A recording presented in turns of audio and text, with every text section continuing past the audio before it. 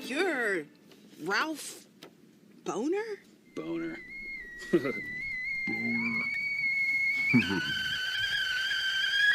Okay, so WandaVision had a finale. Let's talk about it.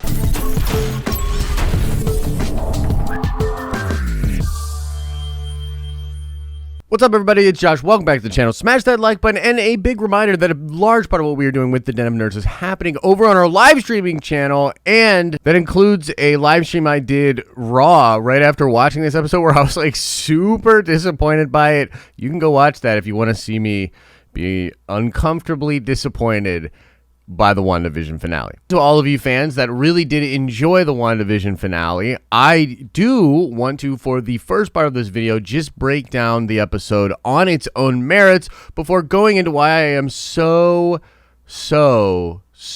disappointed in this finale, and I am going to talk at great lengths about that. But yeah, good stuff first. So, first of all, the episode more or less proved right away that the wild leaks that had started to pick up steam throughout the week were false. Now, this is interesting and set us up for wild expectations. But here's the thing about that. What that meant, for those of you that weren't paying attention to the leaks, was that the title for the episode was not the one that was in the leaks. Therefore, the big leaks about a character like Nightcrawler showing up or something ridiculous happening with Evan Peters and the word mutants was going to happen. Yeah, all of that stuff was immediately disproven. And yet I still watched the episode with high expectations of perhaps even crazier stuff happening. But again, we will talk about that later. Let's start with Bettany on Bettany action. And before we give Paul the deserved crap for leading us to believe that he was going to be performing with someone else and adding fuel to the ridiculous fanfire, let us acknowledge that these scenes were incredible, and his portrayal of the White Vision coming into Westview was freaking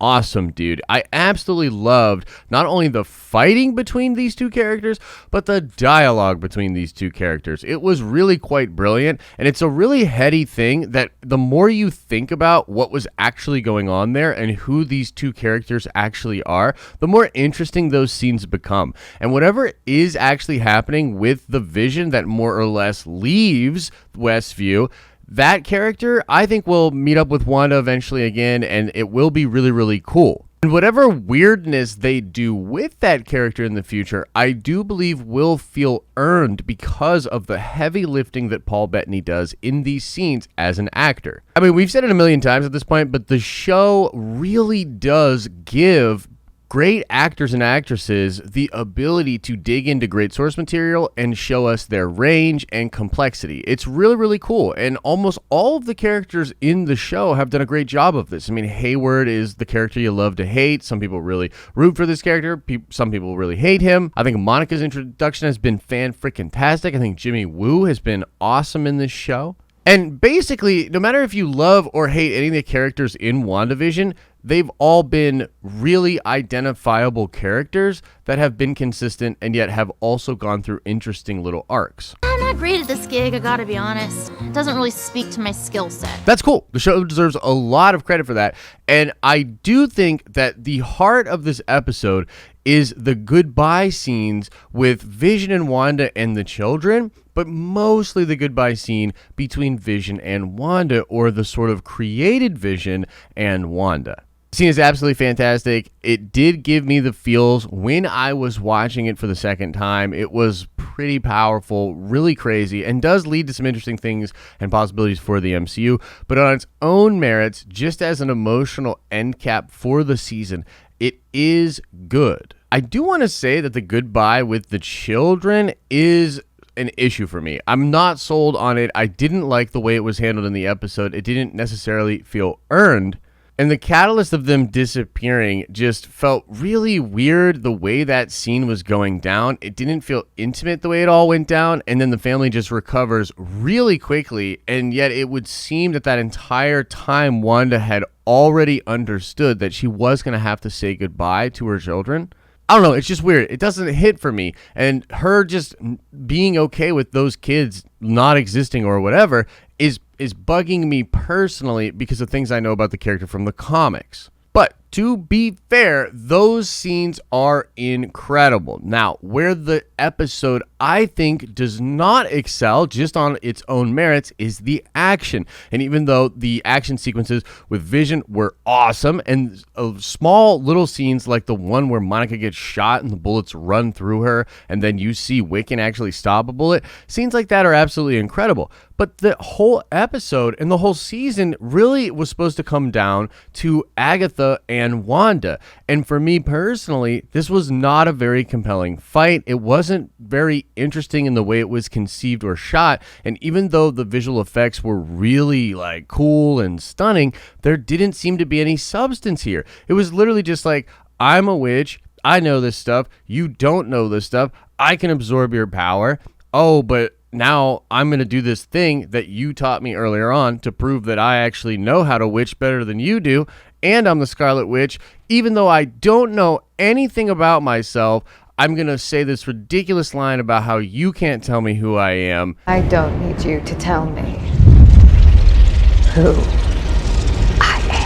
And the bottom line is, even though it was a great ride, it sort of amounted to a weird witch CGI fight where a very plain old Disney-like lesson kind of is laid at our feet, and the complexities and nuances of all the other episodes just seem kind of absent. And then what? I don't really know, have all of my trauma resolved and walk towards the end of this show, sacrificing all of the things that I just showed everybody I care so much about with really what I think is sort of a lack of an emotional response. And so, unfortunately, what I am saying, just for me, ladies and gentlemen, is that absent of all of the expectations of X-Men and multiverse and crazy stuff going on, I still feel like this final episode did not deliver on the level I would have desired. I have been a massive fan of WandaVision, and I've been falling more and more in love with the show as the narrative has continued. There's been a lot of cool, complex things, a lot of interesting little threads, and unfortunately, it seems that a lot of the really interesting Easter eggs were just that. They were just Easter eggs, and let's talk for just a moment about one of the things I am most negative about. And this would be, of course, the Quicksilver reveal. And I say reveal like with that question sort of inflection purposely, completely purposely, because I'm still confused. And that's sort of a problem. There's a lot of people saying now that looking at the scenes very closely, you can extrapolate out that that could be the Quicksilver from the Fox X-Men universe that is a missing persons being brought into our reality, and that Fox X-Men Pietro would likely use the type of witness protection fake name like John Boner. And then that would also explain how Agatha was able to bring seemingly a Quicksilver in there that would trick her and still have speed powers. But I'm sorry, that's just like way too much reaching. Like that is way too much reaching. For what I saw on the surface level here, that is just literally some dude. That is literally just some dude that is named Boner. And to me, that is more than just trolling. That is, like, no pun intended here, a dick move. Maybe I did intend that pun. It was pretty clever. Let's just say I did. And your mileage may vary on how upset you personally are about this, but I would be lying to you if I didn't say I'm personally pretty upset about it. Now, let's talk about leaks. Let's talk about rumors. Let's talk about expectations. This was a wild finale in the sense that it completely disproved many different leaks and theories and rumors, and some of these date back years. And one of the most significant ones is actually about Doctor Strange being in the episode, and this leak came from Charles Murphy over at Murphy's Multiverse. Now, there were many other people that corroborated this report, and Charles has gone on to say that he heard this from multiple sources, and even in the wake of this episode debunking that scoop, he has come out and sort of taken it on the chin, which I think is very admirable. But make no mistake, this was a huge L. And the fact is, Charles is actually a really reliable scooper. So when he says something like this, it carries weight with people like me and other people that make content. So we then view other rumors and leaks through a certain type of lens. Now, I'm not trying to take any of my personal responsibility and put it onto Charles. I got caught up in the hype, ladies and gentlemen. I absolutely got caught up in the hype. I wanted Doctor Strange to be in there. There were many indications that it would make sense for him to be in the show. I got caught fanboy dreaming. No lie, I got caught fanboy dreaming, and I will own the fact that we did get a lot of people hyped up about stuff that may have or may have not led them to be disappointed by the finale. If we did that for you, I personally apologize. Look, this content game is weird. We try to walk a line here between giving accurate information, but also just being freaking hyped about things and nerding out with our speculation. So we're always going to try to do better, but it is definitely going to happen that we're going to make mistakes and get too hyped up on stuff.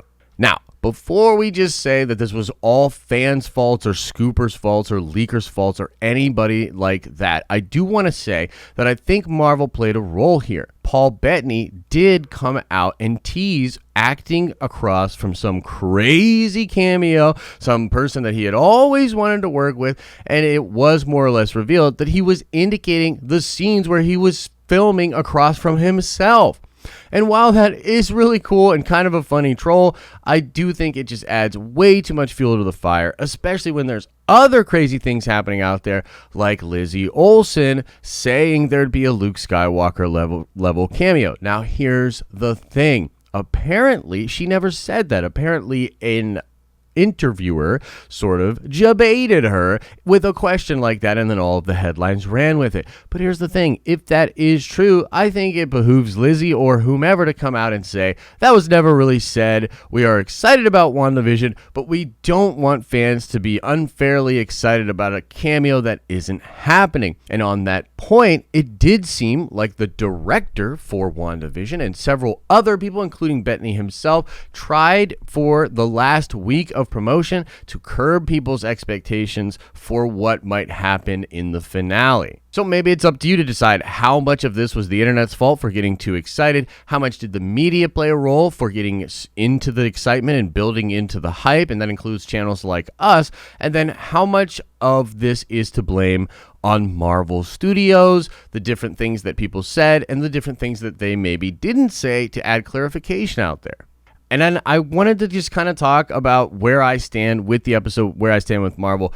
I don't like to grade things or put a sort of rating on things, but I will say that I was beginning to think that WandaVision could be one of the best, most epic pieces of television ever.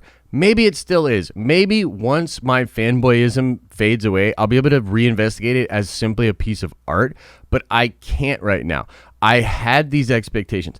This stuff happened. We're living in a world right now where this type of stuff exists on the internet. I'm not even saying it's fair, but it's out there. It's a part of the culture. If you look out there online right now, different journalists, different people are covering the fact that this was a divisive finale. I don't think we're just making things up. You can say that we were unfairly hyped and excited, totally, but you also have to realize that that is what happened, that there could be millions and millions of Marvel fans not feeling satisfied with this finale. I feel a little bit teased, and I feel like I have to wait a long time to get any real answers here, and I'm feeling a little bitter about that, but at the same time, it's going to be great. The content's likely going to be dope. However, I do think it's fair to say Marvel will be sitting in a very weird, controversial spot for a moment here. And depending on how fans respond to Falcon and the Winter Soldier, Disney could quickly find themselves in a position